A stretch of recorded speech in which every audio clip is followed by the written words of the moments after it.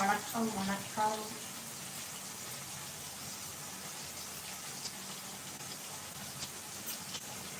பிபிஐஎஸ் ஃபேமிலிக்கு சப்போர்ட் பண்ணும் அனைத்து உறவுகளுக்கும் இனிய வணக்கத்தை தெரிவித்துக் கொள்கிறேன்.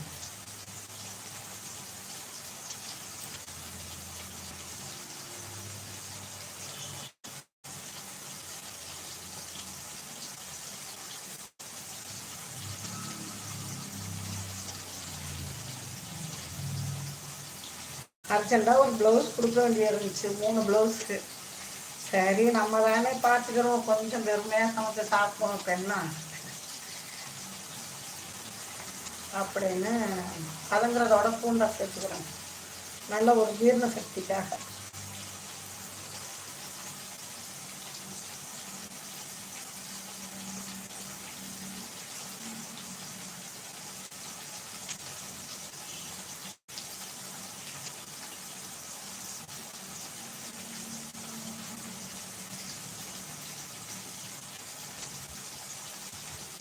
மேலே சிஸ்டர் லைவ்ல இருக்கீங்களா?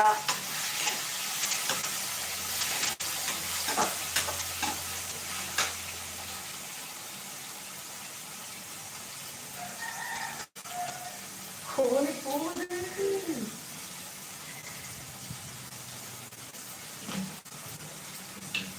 அரைச்சிருக்கோம் இல்லையா, வெங்காயமும் தக்காளியும் அதையும் சேர்த்துக்கிறேன் இல்லையா.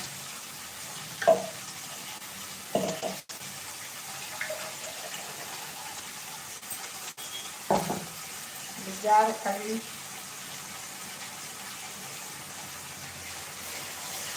சிம்பிளாக டேஸ்டான ஒரு குழம்பு.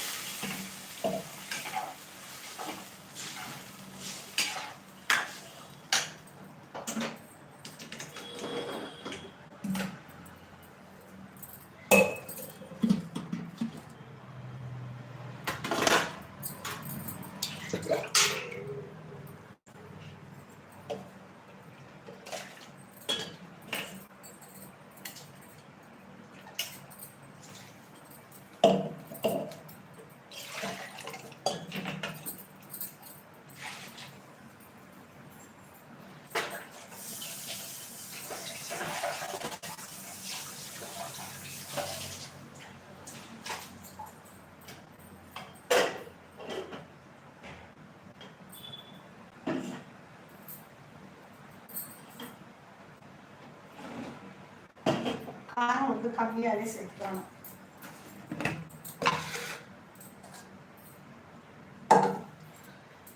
எப்படி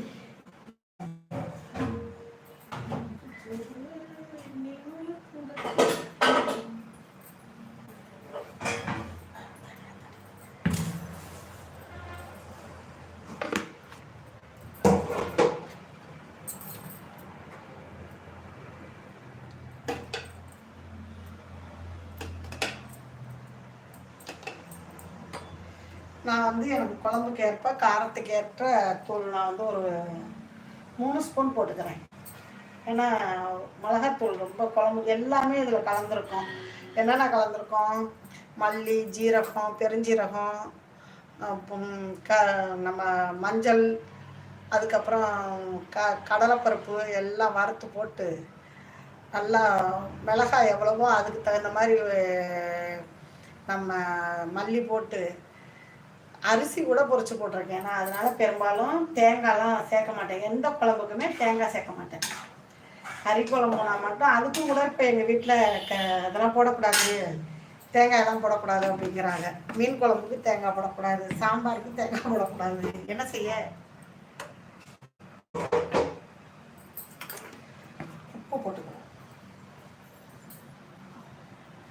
எப்படிதான் நம்ம சமைச்சாலும் என்ன எல்லா காய்கறியும் போட்டு எல்லா சமையலும் நம்ம வித்தைகளை காட்டினாலும் இதை சேர்க்கணுங்க.